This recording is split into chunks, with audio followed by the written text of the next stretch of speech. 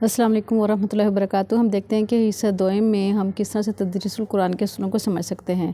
تجوید میں قانون نہ بتائیں بلکہ تجوید سے پڑھائیں، قاعدے میں بھی نہ بتائیں، یعنی جب تجوید پڑھا رہے ہوں تو قانون قاعدے بالکل نہ بتائیں۔ درست کر کے پڑھانا سکھا دیں، دل کو انوالومنٹ کے ساتھ پڑھائیں، ٹھنڈے ٹھنڈے لہجے میں پڑھائیں، ایسے پڑھائیں کہ اپنا اور سامنے والوں کا دل بدلے۔ اگر لفظی ترجمہ پڑھا رہے ہیں تو گرامر کے لحاظ سے نہ پڑھائیں اور نہ لمبی چوڑی تفصیل بتائیں، جہاں ضرورت ہو ہلکا سا ٹچ گرامر کا دیں، اور گھریلو خواتین کو گھر کی مثالوں سے سمجھیں، اور اگر پڑھے لکھے ماحول میں بیٹھیں تو ان کے لیول پر بات کریں، یعنی ان کے مینٹل لیول کے مطابق بات کریں۔ ہفتہ وار کلاس میں لوگ فقہی مسائل بھی پوچھتے ہیں، اس کا علاج کریں کہ 10 سے 15 منٹ میں ان کو مسائل بھی سکھا دیں، نماز، روزہ اور وضو وغیرہ کے۔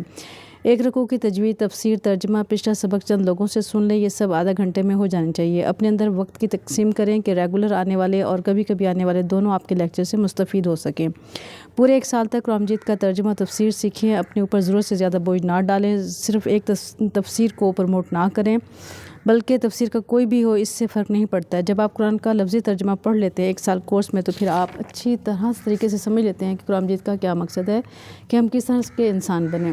اپنے چوائس کا سبجیکٹ بھی رات کو کسی وقت تھوڑا پڑھ لیا کریں، مطلب کوئی اسلامک رسالہ وغیرہ۔ ہر سود کا خلاصہ اور میسج آگے دیں، ضروری نہیں کہ لمبی چوڑی باتیں کریں۔ آپ کی گیدرنگ میں اگر کوئی ایک بات بھی سیکھ جائے تو ٹھیک ہے۔ یقین رکھیں کہ اللہ کی ذات کی سب سے بڑی طاقت ہے، وہی ہماری رہنمائی کرے گا۔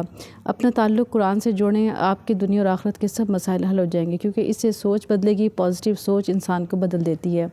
جب آپ اللہ کے لیے نکلتے ہیں تو اللہ آپ کی ساری ضرورتیں پوری کر دیتا ہے، اس کا یقین رکھیں۔ پڑھاتے ہوئے ہمیشہ ہم کا صیغہ استعمال کریں، کسی دینی کام کرنے والوں کو برا نہ کہیں، نہ ہی مخالفت کریں، سامنے والے پر طنز نہ کریں بلکہ مخلصانہ مشورہ دیں۔ سب اسلامی جماعتیں خیر پر مبنی ہیں، لہٰذا کسی کو کچھ نہ کہیں۔ اگر آپ دائی نہیں ہیں تو پھر آپ مدعو کیے جائیں گے، لہٰذا دائی بنیں۔ جذباتی کیفیت کو اپنے اوپر طاری نہ کریں، کام بالکل نہ چھوڑیں، اپنا وقت ضائع نہ کریں۔ لیکچر میں زیادہ مخارج ٹاپک میں استعمال نہ کریں، جو زبان لوگوں کو سمجھتے ہیں اسی میں بات کریں، زیادہ مشکل پیدا نہ کریں، آسانی پیدا کریں۔ سامنے والے کے مطابق لیکچر دیں۔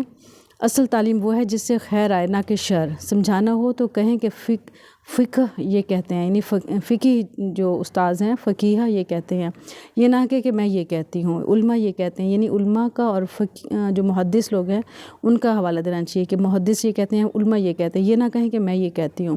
جواب ایسے دیں کہ سامنے والے کی بے عزتی نہ ہو، احسن طریقے سے سمجھائیں۔ تنقید سننے کا حوصلہ پیدا کریں، لوگوں کا احسان مانیں کہ وہ آپ کی بات سن رہے ہیں، وہ آپ کو نیکی کرنے کا موقع دے رہے ہیں۔ درس سے کچھ دیر پہلے خاموش رہیں، دنیاوی باتیں نہ کریں، علمی تیاری کے ساتھ فزیکلی تیاری بھی کریں۔ رمضان میں روزانہ ایک پارہ ترجمے کے ساتھ پڑھیں، تراویح کے درمیان ترجمے سے بھی کسی ایک آیت کو سمجھا دیں یا حدیث سنا دیں۔ ہر پارے کی اہم آیات میں آپ بتا سکتی ہیں کہ اگر پورا سپارہ مکمل نہیں ہوا تو جو آیات آپ کو متاثر کرتی ہیں اسی پر بات کریں۔ دعا اچھی طرح سے آپ کو مانگنی آنی چاہیے، کبھی بھی لوگوں کے سپارے بند نہ کروائیں۔ قرآن خوانی میں صاحب خانہ سے بس گزارش کر دیں کہ آپ ان سے کہیں کہ نشان لگا کر باقی گھر جا کر مکمل کر لیں، باقی ٹائم یہ درس سن لیں۔ مختصر اور جامع درس دیں، لمبا چوڑا درس نہ دیں۔